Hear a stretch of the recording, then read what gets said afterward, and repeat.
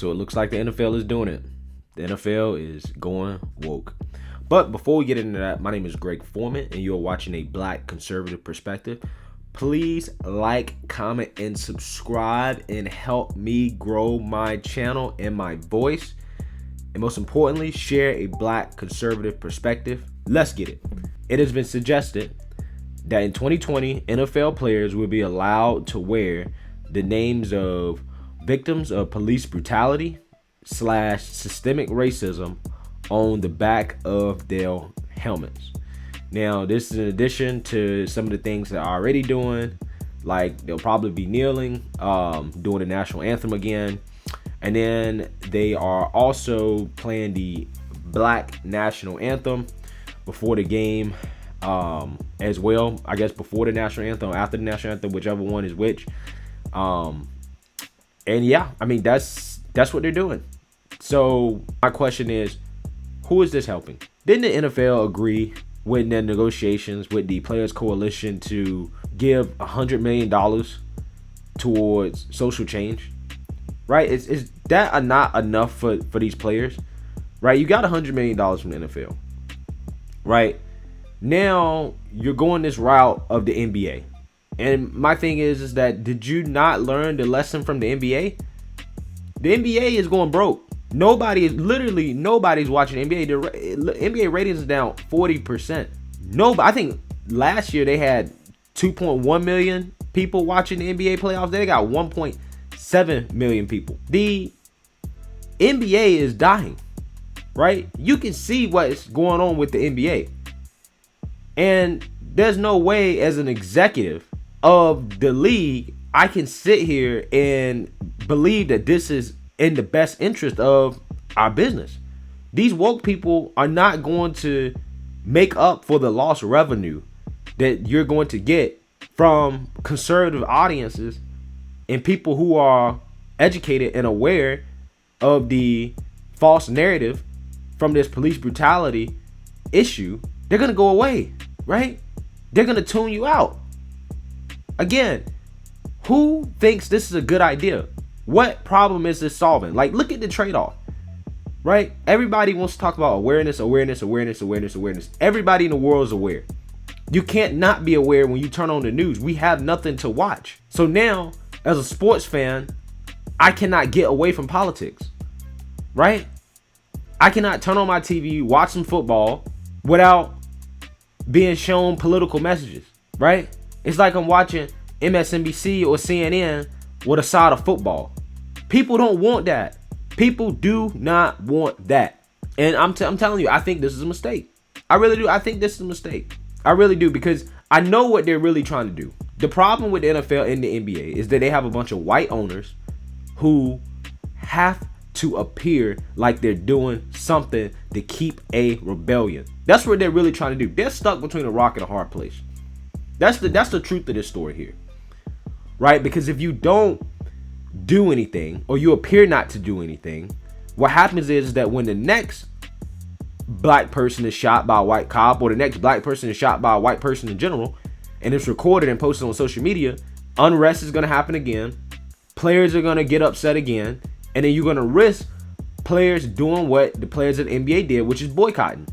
That's what you're at risk of doing. And that's what they're trying to prevent. So I understand why they're trying to do it. They're trying to say we're doing literally as much as we can to help this situation. But see, this is where you need real leadership in terms of the players, right? The players need real leadership. They need somebody to step up and to educate these guys on how this so-called systemic racism works and the real statistics on police brutality, right? And for them to understand that this is not a problem that will be solved by not playing football. You have to understand how group economics work. Police brutality is a socio-economic issue. It is an issue that mainly affects those that are in poverty, that are poor, that are in crime-ridden places, because they have more interactions with the police. If you can help solve poverty, if you can help build more businesses in these communities, if you can make these communities safer for businesses as well, that's how you can get rid of the police brutality issue. All of a sudden, there's less interactions with the police that can be subject to police brutality. But this is not incumbent upon the white man to do for us. It's just not. And that's why I like I said, I tune anybody out, any black man that comes to me, or even a white man, and tries to tell me that it is the white man's burden to solve our problem. I tune you out. I don't take it seriously. Because that's just another form of white supremacy, in my opinion. It really is. Because basically what you're saying is that you guys are too dumb. You guys are not smart enough to solve your own issues. You have to depend on white people to do it. There's no other group in this country. There's no other race in this country. There's no other culture in this country that does that. The Indians don't do it. The Asians don't do it. The Asians have the highest per capita income in the United States, are the least politically active. If anything, that goes to show you how being involved in politics is bullshit. Asking your politicians to save you is bullshit. You don't have to do that. There are groups that come to this country that are very, very successful, and they're not involved in politics at all because they understand group economics, right? They understand how to support themselves, right? The NFL is an institution that has created more black millionaires than any institution in the United States history. Name an institution that's created more black millionaires than the NFL. I'll wait. So why try to take down the institution or to diminish the product of the institution that has created more black wealth than any other institution we've ever seen? It just doesn't make sense. It doesn't make sense. That's why I'm not on board with this, because this is going to hurt, right? We have to be smarter about the way we do things. We have to take the money that we're being given and sacrifice, right? Love is sacrifice, right? When you love each other, when you care for one another, if you truly love your community, then you sacrifice for your community. That means that you take some of your money and you help foster the change that you want to see in your community. That's the only way. And that's not something that's going to happen overnight.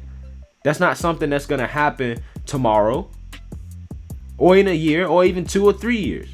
But it is something that'll happen if we have a mindset of building generational wealth, if we have an entrepreneurial mindset, if we have a mindset of building businesses. Because sparking these protests, supporting these riots, are tearing down these businesses in these communities, right? So who in their right mind would want to start a business in one of these communities right now? Nobody. Because I don't know if my business is going to get burned down. We live in a time where, because of Corona, things are becoming more decentralized in terms of tech, right?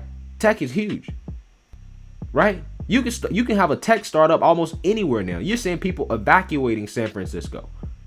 There's opportunity. That's where the opportunity is at. You can start a tech startup in bumfuck nowhere now because of access to technology and information. But you have to have leaders that are thinking like that. That are like, okay, how can we build wealth? What can we do? Let's open up some coding academies in the communities. Let's focus on us becoming more tech centric. Let's focus on us becoming more finance centric, right? Let's focus on us becoming more doctors, more lawyers, right? Raising politicians from the ground up, not taking the politicians that they're giving us, the Cory Bookers, the Kamala Harrises of the world, and raising up our own politicians to do what we need to do. That's if you want to be involved in politics. Being involved in politics is not a requirement. It's really not. But again, like I said, there's no strategy. There's no plan. All it is people just trying to pander to each other, trying to be the wokest. But this is a, I'm telling you, this is not the path that the NFL wants to go down. I'm telling you. We've seen it with the NBA. They've been destroyed. The NFL is the biggest show in town. It is the biggest TV show, the biggest reality TV show ever, basically. Don't bite the hand that feeds you, right? Learn how to use your resources. You have been blessed with the ability to play a game and to make millions off of it. You don't need anybody else. You don't need these owners. You don't need the NFL to go and fight your battle. You should be willing to fight your own battle. But like I said, man, the NFL, I don't know what they're trying to. I mean, I know what they're trying to do. They're trying to prevent players from boycotting. They're trying to keep players happy. That's what they're trying to do at this point with this social justice thing. And that's why you're seeing players be able to get away with not practicing, canceling scrimmages, doing all this dumb shit that does nothing. Right? All these players going out here, these teams trying to get these talks and these messages that nobody is listening to. Right? Only people that are retweeting are the super woke people and the guilty white liberals in the media. Those are the only people listening to these messages. That's the only people paying attention to this shit. Nobody else is paying attention to it because we don't want to see it. We don't want to see it. It's built off a false narrative. And the only thing you're going to end up doing is alienating more fans. And the NFL is going down that road. And I'm telling you, people just...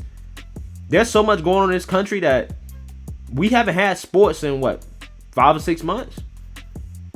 I think people can realize, well, I can live without the NFL. If I'm going to turn on the NFL and that's basically going to be watching CNN, I might as well just watch CNN or Fox News or MSNBC. They need real leadership. And I think Clay Travis brought up a good point. That I think that if these leagues had a black conservative commissioner or black conservative ownership that could actually say this stuff without being labeled as a racist, I think that would help a lot. We need some type of black conservative leader in this group to really speak out against this, because these guys are going down the wrong road, the league and the players, and they don't even realize it. But anyways, let me know what you guys think. Is the NFL going too woke now with this idea? Let me know what y'all think. Please like, comment, and subscribe. Peace.